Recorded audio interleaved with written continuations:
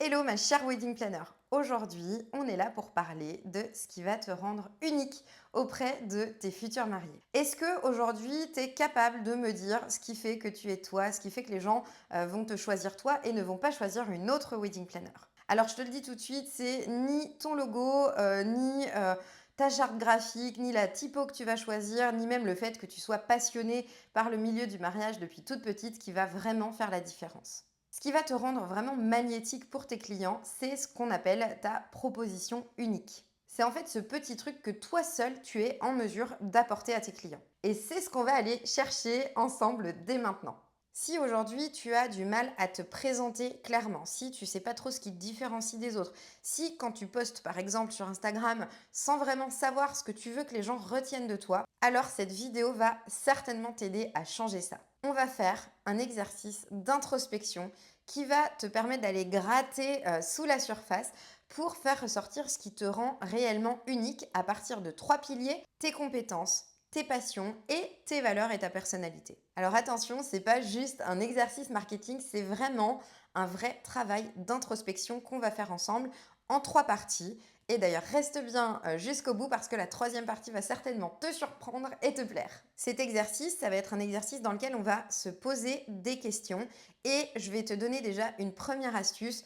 Quand tu bloques sur une question ou que tu as l'impression que tu n'as pas suffisamment creusé, que tu restes trop en surface ou que tes réponses sont trop vagues, il va falloir que tu les creuses.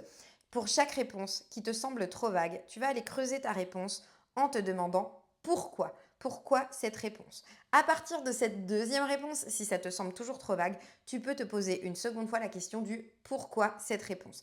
Généralement, au maximum, c'est 5 pourquoi et au bout du cinquième pourquoi, si ce n'est pas avant, tu auras une réponse la plus profonde possible. Ces questions que tu vas te poser, tu vas en ressortir un certain nombre d'informations. Tu vas en ressortir tes compétences, tu vas en ressortir tes passions et tu vas en ressortir tes valeurs et ta personnalité. Et ce que je te propose de faire, c'est d'utiliser un outil visuel avec ces 3 cercles dans lesquels tu vas venir ranger les réponses que tu sors.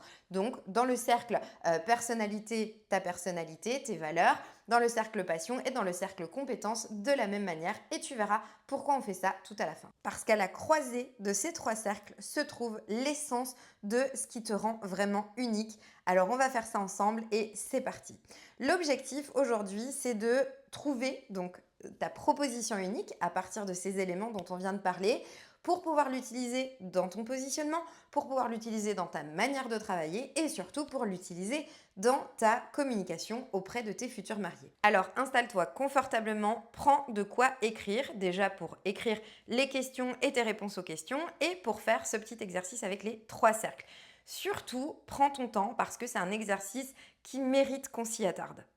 Tu peux bien évidemment mettre en pause cette vidéo soit pour noter les questions, soit pour répondre aux questions en même temps. Donc fais comme tu le préfères, soit tu fais l'exercice en même temps que tu regardes la vidéo, soit tu le fais plus tard.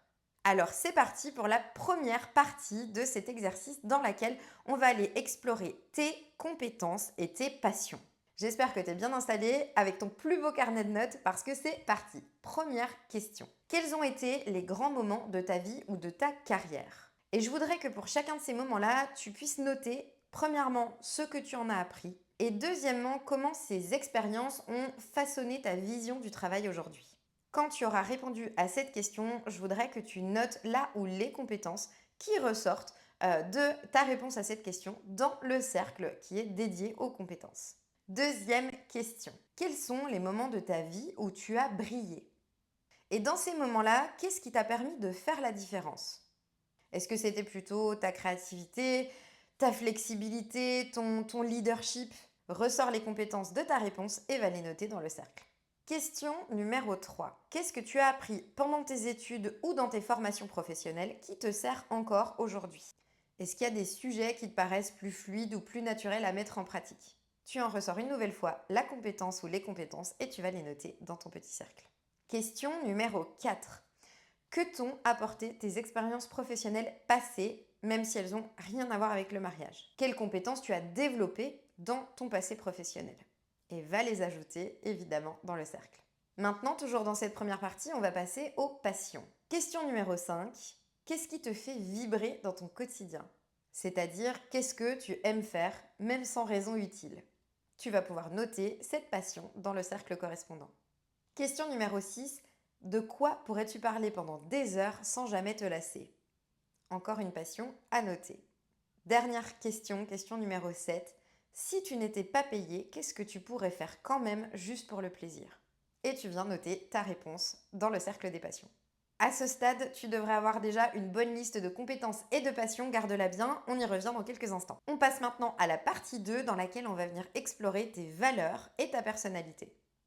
On va venir creuser ce qui te tient à cœur et ce qui définit en fait ta manière de voir le monde, de travailler et même d'interagir avec les autres personnes. C'est parti, question numéro 1. Quelles sont les grandes leçons que la vie t'a enseignées? C'est-à-dire, qu'est-ce qui t'a rendue plus résiliente, plus forte, plus souple? Réfléchis bien à cette question et viens en retirer les traits de personnalité ou les valeurs que ça reflète chez toi et note-les dans le rond correspondant. Question numéro 2. Quels échecs t'ont marqué? Et pour chacun de ces échecs, je voudrais que tu réfléchisses à comment tu as réagi et également quelle force a émergé de toi à ce moment-là. Et une fois de plus, tu vas pouvoir en retirer les valeurs et les traits de personnalité et les noter dans ton petit cercle. Question numéro 3. Quels ont été les grands tournants de ta vie? Et pour chaque tournant de ta vie, je voudrais que tu te demandes comment tu les as traversés. Et aussi, quelle force a émergé de toi à ce moment-là. Encore une fois, tu vas noter ce que ça représente en termes de valeur et en termes de personnalité pour toi. Question 4, qui est plus fun mais très révélatrice et que personnellement j'adore. Quels sont les traits de caractère chez les autres qui t'énervent au plus haut point? Et pour chacun de ces traits de caractère, et dans l'idéal il faudrait que tu en trouves 3, tu vas te poser la question de pourquoi ça te heurte autant, qu'est-ce que ça vient heurter chez toi? Et si tu inverses le comportement, qu'est-ce que ça représente pour toi en termes de valeurs fondamentales? Je vais te donner un exemple.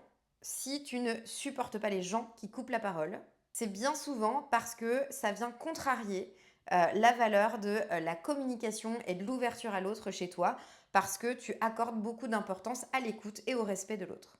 À ce stade, maintenant, tu devrais avoir une bonne liste de valeurs et de traits de personnalité, donc encore une fois, tu les gardes et on y revient tout à l'heure.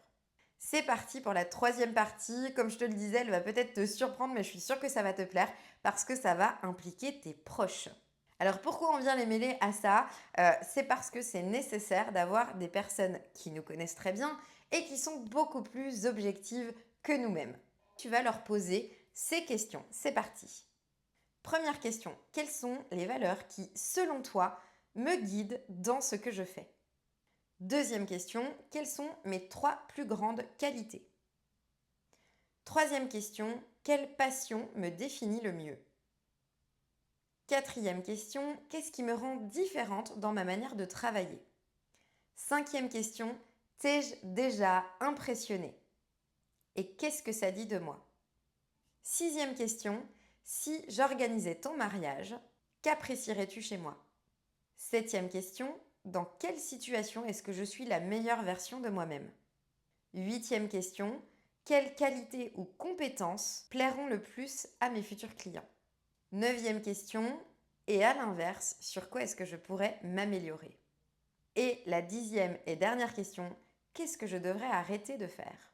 Sois très attentive aux réponses que te donnent tes proches et n'hésite pas à creuser, creuser, creuser. Et à partir de leurs réponses, tu vas en ressortir bien évidemment des compétences, des passions, des valeurs et des traits de personnalité que tu vas aller noter dans les cercles correspondants une fois de plus. Maintenant que tu as répondu à toutes ces questions, maintenant que tu as rempli les 3 cercles, on va se retrouver au croisement magique. Et toi, ton travail, ça va être d'aller chercher là où ces 3 mondes se rejoignent. Parce que ce croisement, c'est ta proposition unique. C'est ça qui va, de manière très pratico-pratique, te permettre d'affirmer ton positionnement. Ça va te permettre de dire, moi je suis wedding planner, je suis spécialisée dans ça, ça, ça, parce que c'est aligné avec ce que je sais faire ou avec qui je suis, et aussi avec ce qui m'anime et avec ce en quoi je crois profondément. Et là, on va avoir 2 possibilités. Première possibilité, tu vas découvrir que tu as envie de proposer un type de mariage, tu as envie d'organiser une typologie de mariage bien précise. Les mariages éco-responsables parce que tu as de fortes valeurs éco-responsables, les mariages intimistes, les mariages petit budget, les mariages de destination, etc., etc. Et là, ta proposition, elle est toute trouvée. En revanche, il y a un point sur lequel tu vas devoir être vigilante, c'est la cohérence avec ton marché. Est-ce que ce positionnement est intéressant par rapport à ta région? Donc, est-ce qu'il va y avoir des demandes dans ta région par rapport à ce positionnement? Et est-ce que, au contraire, on n'a pas déjà trop de wedding planners sur ta région qui proposent ce positionnement-là, auquel cas tu risques d'être beaucoup moins visible? Donc, si tu identifies une typologie de mariage sur laquelle tu as envie de te positionner pour te démarquer, fonce, mais fais simplement cette vérification avant. Donc ça, c'était pour la première situation. La deuxième situation, ça va être que tu veux organiser tout type de mariage, tu n'as pas envie spécialement de justement te spécialiser sur une typologie de mariage en particulier. Et dans ce cas, ta proposition unique, elle va reposer sur uniquement tes valeurs, ta personnalité et ta manière d'accompagner tes clients. Tu vas pouvoir par exemple jouer sur le côté multitâche parce que tu es une maman de 4 enfants et que tu gères ton business à côté. Ou alors, tu peux jouer sur le côté matchmaker, donc la wedding planner qui sait trouver le match parfait entre l'envie des mariés et le prestataire idéal, si par exemple tu étais une ancienne chargée de recrutement. Tu peux jouer aussi sur le côté très carré parce que dans cet exercice, tu t'es rendu compte que tu avais un petit côté psychorigide et que du coup, ta valeur ajoutée, ta proposition unique, ça va être ce côté extrêmement organisé, beaucoup plus que la moyenne des wedding planners. Et ça, typiquement, c'est mon positionnement en tant que wedding planner et ça plaît aux futurs mariés qui arrivent chez moi parce que c'est ce qu'ils recherchent. Je vais te laisser maintenant formuler ta proposition unique. Tu peux utiliser la phrase suivante comme base. Je suis prénom, wedding planner spécialisé dans ton positionnement, je sais faire tes compétences principales et je suis unique parce que tes valeurs, ta personnalité. Et j'accompagne mes clients de telle manière en lien avec ton style et avec ton approche que tu as trouvé avec ces exercices. C'est la fin de cet exercice, bravo à toi parce que tu viens de faire un travail de fond et que je sais que c'est pas facile. Mais trouver ta proposition unique, c'est vraiment ce qui va te rendre inimitable. Cet exercice que tu viens de faire, il est tiré de mon accompagnement. C'est le tout premier exercice que font les wedding planners que j'accompagne parce que c'est tout simplement la toute première étape pour vraiment poser les fondations, les fondamentaux de ton entreprise de wedding planner. Et l'avantage d'un accompagnement, tout est dans le mot, c'est bien sûr d'avoir quelqu'un, d'avoir un mentor qui va pouvoir répondre à toutes tes questions, qui va pouvoir te donner une autre perspective et qui va te permettre surtout d'avancer beaucoup plus vite. Si tu as envie d'en savoir plus sur la manière dont je pourrais t'accompagner, tu peux prendre rendez-vous avec moi directement via le lien qui est en description de cette vidéo ou m'envoyer un message sur Instagram pour qu'on discute de la manière dont je pourrais t'aider. Et je te dis à tout bientôt dans une prochaine vidéo.